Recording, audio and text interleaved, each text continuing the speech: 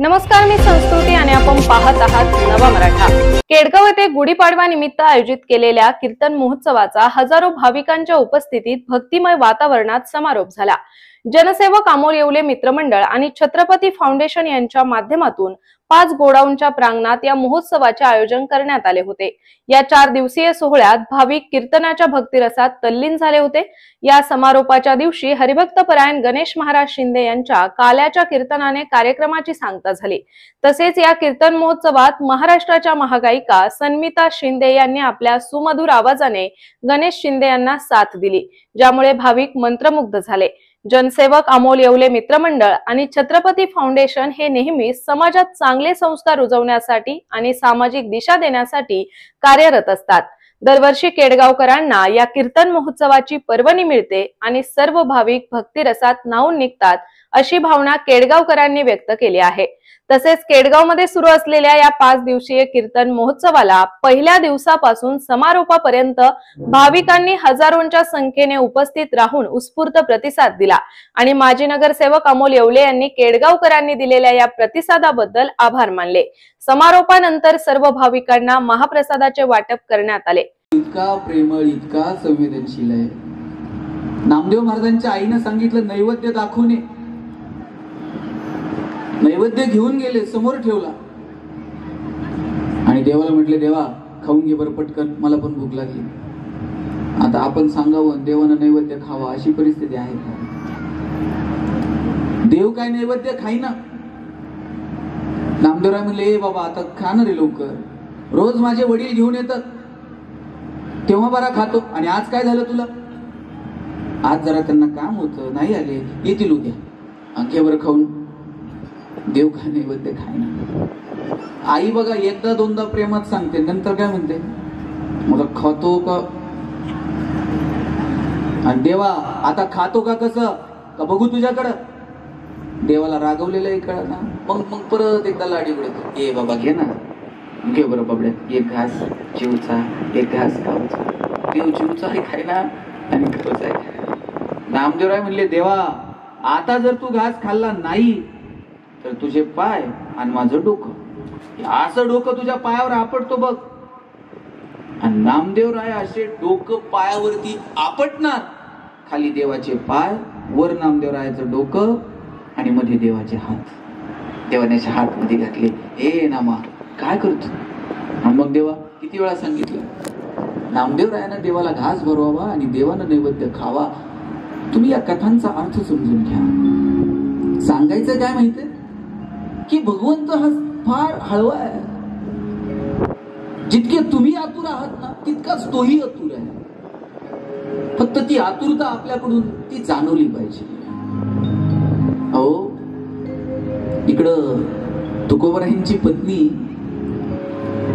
पत्नीचं वर्णन कसं केलं? तुकोबारायांची पहिली पत्नी वारली, मुलगा गेला आणि नंतर लग्न झालं आप्पाची गुळवींची मुलगी जिजा, तिला आवली म्हणायचे प्रेमाने। परमेश्वर कसा धावून येतो तर जेव्हा तुकोबाराय भामनाथाच्या डोंगरावर जायचे, भामचंद्र डोंगरावरती जायचे, 2-2, 4-4 दिवस खाली येत नव्हते। आणि मग जिचं वर्णन असं केलंय, कटकट करणारी, किरकिर करणारी, तीच तुकोबारायांची पत्नी देवासाठी मात्र, आपल्या नवऱ्यासाठी मात्र जेवणाचा डबा घेऊन त्या डोंगरावरती पायी जायची। आज जर तुम्ही भामनाथ डोंगरावर गेला, भंडारा डोंगरावर गेला तर थेट शेवटपर्यंत गाडी जाते। त्यावेळची परिस्थिती काय असेल? त्यावेळेला काट्या कुट्याची वाट तुडवत तुकोबारायांची पत्नी आपल्या नवऱ्यासाठी डबा घेऊन जायची। तो म्हणाला, आम्ही पण नाही का, ते येईपर्यंत जेवायचे थांबतो। अजिबात थांबू, तुम्हाला भूक लागली तुम्ही जेवून घ्या। ते तुकोबाराय होते, तुमच्या डोक्यात असेल नाही मग ते आल्यानंतर मी जेवण, ते अजिबात नाही। तुम्हाला लय प्रेम आहे ना, आल्यानंतर 2 भाकरी गरम थापून द्या, पण तुम्हाला भूक लागली की आता तुम्ही जेवून, ते पार तिकडे धाब्यावर पार करगुटात तुटेपर्यंत जेवतंय। ते आल्यावर नाटक करते, फक्त तुमच्याबरोबर 2 घास बाई तुझ्यासाठी आता 2 घास। तुम्हाला भूक लागली की तुम्ही आता जेवायचं। तुकोबारायांची पत्नी डबा घेऊन निघाली आहे जेवणाचा, आणि जाता जाता पायात काटा असा आरपार शिरला, नखशिखांत वेदना झाल्या. इकडे तिकडे पाहायला लागली, काटा निघत नाहीये, कुणी मदतीला भेटतंय का? त्या रानावनात काट्या कुट्यात कोण मदतीला धावून येणार? आणि तेवढ्यात गुरामागं चालणारं 10-12 वर्षाचं एखादं पोरगं दिसावं आणि आवलीनं हाक मारावी, ए राजा जरा पायातला काटा काढायला मदत करशील? पोरानं पळत यावर म्हणावं, आई पायात काटा मोडला, बघू तुझा पाय. त्या लेकरानं तुकोबरायांच्या पत्नीचा पाय असा हातात घ्यावा आणि वेदना कुठच्या कुठे निघून जावा. काट्याला नुसता हात लावावा, अलगद काटा काढून घ्यावा. आणि आतापर्यंत देवाला शिव्या देणारी तुकोबरायांची पत्नी त्या लेकराकडे बघते, म्हणते कसा देवासारखा धावून आलास रे. आणि बाळा तुझं नाव काय? आणि माझं नाव इठू. इठू? तुझा तर मुर्दा बसवला म्हणली. तुझ्या नादी लागून माझा नवरा इकडे येऊन बसतोय डोंगरावर आणि तुझं नाव विठू? अरे मला तुझं तोंड सुद्धा बघायचं नाही. आणि दुसरीकडे तोंड फिरवलं, तिकडे विठू. तिसरीकडे तोंड फिरवावं, तिकडे विठू. जिकडे दिसेल तिकडे विठू. तोंडावर असा हात ठेवला, अर्धे निर्धे डोळे, तुझं तोंडच बघायचं नाही. आणि आवाजाच्या दिशेनं चालत राहिली. तुकोबराय समोर आले आणि मग घडलेला सगळा प्रकार सांगितला.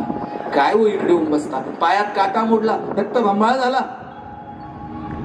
पण अलगद एका लेकरानं काटा काढला आणि नाव काय सांगितलं? तर तुमच्या त्या काळ्या इठ्याचं नाव सांगितलं. तुकोबराय बघत राहिले आणि म्हटले, आवले किती नशिबान आहेस, ज्याला शोधत मी इकडे डोंगर दऱ्या खोऱ्यात फिरत राहिलो तो मला अजून सापडला नाही आणि तुझ्या पायातला काटा काढून निघून गेला, तुला कळलं पण नाही. देव भावाचा भुकेला आहे, त्याला काही दुसरं तिसरं लागत नाही. तुकोबरायांचा अभंग, तुकोबरायांनी सांगितलं, मन संकल्पे करिता पाप न धोये तीर्थाचा पाप. हे तीर्थयात्रेला जाऊन तीर्थ स्नान करून पाप धुणं, हे पूर्वजांनी आपल्याला सुविधा उपलब्ध करून दिली. काय सुविधा? नकळत जर तुमच्या हातून एखादं पाप झालं, रिग्रेट करत बसू नका. जा गंगेमध्ये स्नान करा, विसरावर सगळं आता आणि लागा कामाला. किती स्वच्छ भावना आहे. पण आमच्या डोक्यात जर असेल वर्षभर पाप करून एकदाच गंगेत जाऊ, रील मध्ये गाणं बिणं टाकून. मग तुकोबरायांनी सांगितलं, मनसंकल्पे करिता पाप. मनाचा संकल्प करून जर पाप केलं, तीर्थाचा बाप सुद्धा ते धुवू शकत नाही. तुकोबरायांच्या पत्नीचं प्रेम आहे आणि आयुष्यभर तुकोबरायांची सेवा करत राहिली त्यांची पत्नी.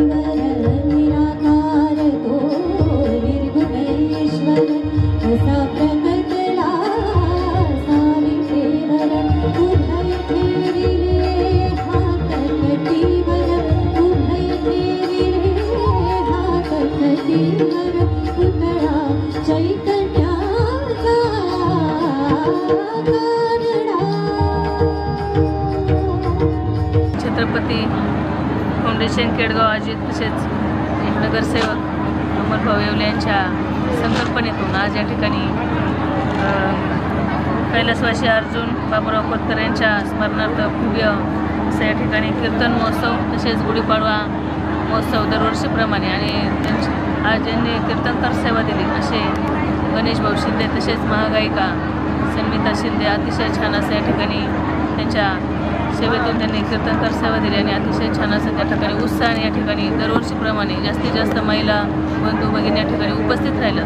कारण एक काही धार्मिक कार्यक्रम म्हणलं का त्या ठिकाणी आमच्या महिला जास्तीत जास्त प्रमाणात उपस्थित राहतात आणि अमरभाऊ येवलेंचा कार्यक्रम म्हणलं का त्या ठिकाणी महिलांचा जास्तच त्या ठिकाणी प्रभाव दरवर्षीप्रमाणे मला दिसून आला. आणि त्या ठिकाणी मला सुद्धा आज एक योग आला, कारण ह्या कार्यक्रमाला मला रात्रीच यायचं होतं, पण मी कार्यक्रम मला शेवगावला असल्याकारणाने मला या ठिकाणी रात्री यायला जमलं नाही आणि खासदार साहेबांचं अधिवेशन चालू का असल्याने त्यांना सुद्धा या ठिकाणी येता आलं नाही. पण त्यांची जागा आज मी या ठिकाणी भरून काढली. त्यामुळे अमोल भाऊंनी काही नाराज व्हायचं कारण नाही, कारण त्यांची मी नाराजी काढण्यासाठी या ठिकाणी आले नाही, तर माझा हा धार्मिक कार्यक्रम म्हणून या ठिकाणी मी आले. कारण काही धार्मिक कार्यक्रम म्हणलं का त्या ठिकाणी मला सुद्धा हा कार्यक्रम ऐकायला आणि पाहायला सुद्धा त्या ठिकाणी आवडत असतो. आणि गणेश भाऊ शिंदेंचं व्याख्यान म्हणलं तर अतिशय चांगलं असं, त्या व्याख्यानातून कीर्तनकार सेवा असू द्या, प्रवचनकार असू द्या, अतिशय छान असं त्यांच्या त्या सेवेतून काहीतरी घेण्यासारखंच असतं. आणि अजून जर 1 तास जरी त्यांचं या प्रवचन असतं तर त्या ठिकाणी महिला या बसून अतिशय त्या ठिकाणी शांत चिंतने त्यांनी ऐकलं असतं. खरोखरच आम्ही ह्या गुढीपाडवा महोत्सवाला माझ्या वतीनं, तसेच उपस्थित सर्व माझ्या महिला बंधू भगिनींच्या वतीने आणि खासदार निलेश लंके साहेब यांच्या वतीने मी संपूर्ण कार्यक्रमाला गुढीपाडवा महोत्सवाला सदिच्छा शुभेच्छा देते. या ठिकाणी थांबते. रामकृष्ण. याच्यासाठी केला होता अट्टहास, शेवटचा दिवस गोडवा. या युक्तीप्रमाणे नगरसेवक अमोलजी येवले यांच्या माध्यमातून दरवर्षीप्रमाणे गुढीपाडवा निमित्त हा 5 दिवसाचा कीर्तन महोत्सव आपण आयोजित करत असतो. या कीर्तन महोत्सवात पहिल्या दिवशी हरिभक्तपरायण उगले महाराज, त्यानंतर दुसऱ्या दिवशी हरिभक्तपरायण काशीद महाराज, त्यानंतर हरिभक्तपरायण येवलेताई, त्यानंतर हरिभक्तपरायण कन्हेरकर महाराज आणि शेवटच्या दिवसाची सेवा हरिभक्तपरायण गणेश महाराज शिंदे यांच्या मार्गदर्शनाने सर्वांनी आज श्रोतेगणाने ऐकले आहे. खूप चांगल्या प्रकारचा हा उपक्रम केडगावमध्ये गेल्या 4 वर्षापासून राबवण्यात येत आहे. अमोलजी येवले यांचे मानावे तेवढे आभार थोडेच आहेत, कारण दरवर्षीप्रमाणे हा भक्तिमय वातावरण करण्याचं काम ते या ठिकाणी शावनगरच्या या 5 गोडाऊन प्रांगणामध्ये दरवर्षी करतात. मी छत्रपती फाउंडेशन आणि अमोलजी येवले मित्रमंडळ यांचे सर्व सहकार्यांची या कार्यक्रमाच्या माध्यमातून आभार मानतो की त्यांच्या माध्यमातून केडगावामध्ये कुठेतरी भक्तीचा आणि साधू संतांची सेवा घडण्याचं काम या ठिकाणी होत असतं. त्याचप्रमाणे आमचे मित्र अजितजी कातोरे असतील, हे या ठिकाणी त्यांची सेवा करण्याचं काम, महाराज लोकांची सेवा करण्याचं काम दरवर्षीप्रमाणे चांगलं करतात. सर्वच असं एकही व्यक्ती नाही की त्याचं कौतुक करावं एवढं थोडंच आहे. जे आपण सप्त्याचा असतो, खूप मेहनतीचं या ठिकाणी प्रचंड मेहनत घ्यावं लागते. मी सर्वांचंच या ठिकाणी आभार मानतो आणि सगळ्यांना धन्यवाद देतो. जय महाराष्ट्र. गुरुर् ब्रह्मा गुरुर् विष्णू गुरुर्देव महेश्वरा गुरु साक्षात परब्रह्म तस्मै श्री गुरुवे नमः. गेली 4 वर्षापासून अमोल येवले असे नगरसेवक लाभलेत आम्हाला की त्यांनी धार्मिक कार्यात खूप सगळ्या आमच्या म्हणजे त्यांच्या वार्डात आम्हाला इतकं धार्मिक कार्यात त्यांनी हे केले. 4 वर्षापासून असे भरपूर चांगले महाराज लोक आणून चांगले व्यवस्थित सगळ्यांच्या म्हणजे मनावर बदल करणारे, आमच्या सगळ्या सुखदुःखात सामील होणारे, आम्ही हाका मारली की कधीही आमच्या हाकेला उभे राहणारे असे आम्हाला नगरसेवक अमोल भाऊ येवले लाभ. गुढीपाडव्याच्या कार्यक्रमाच्या निमित्तानं केडगावमधील उपस्थित सर्व माता भगिनी व बंधू सर्वांचं आमच्या मित्रपरिवाराच्या वतीने स्वागत करतो. आजचा जो कार्यक्रम म्हणजे विठ्ठलांनीच हातात घेतला सर. म्हणजे पावसाचं वातावरण इतकं सगळ्या महाराष्ट्रात पाऊस पडला, पण केडगावात काय विठ्ठलांनी पाऊस पडून नाही दिला आणि अंगावर काटा आला अक्षरशः. म्हणजे आम्ही ठरवलं 5-6 गाड्या बोलावल्या, एवढं जेवण बनवलं होतं लोकांसाठी, काही लोकांच्याच माध्यमातून तयार झालेले. परंतु हे सगळं कलाच्या हाताने आमची अशी सेवा घडू सर. आणि तुमच्यासारखे मित्र, तुमच्यासारखे मार्गदर्शक, तुमच्यामुळं माझ्यासारख्या सामान्य कार्यकर्त्याचा एवढा मोठा कार्यक्रम होतो. म्हणजे वरती आलं तर मलाच समोर बघूशी वाटत नाही का एवढी गर्दी कशी काय होती. ही सगळी मित्रांची, विठ्ठलाची, केडगावच्या रेणुका मातेची कृपा आहे. रोडवर चालणाऱ्या माणसाच्या शब्दावर एवढे माणसं गोळा होते, त्यामुळं तुमच्या सगळ्यांचे आभार व्यक्त करतो. तर अशाच माहितीपूर्ण बातम्यांसाठी चॅनलला सबस्क्राईब नक्की करा.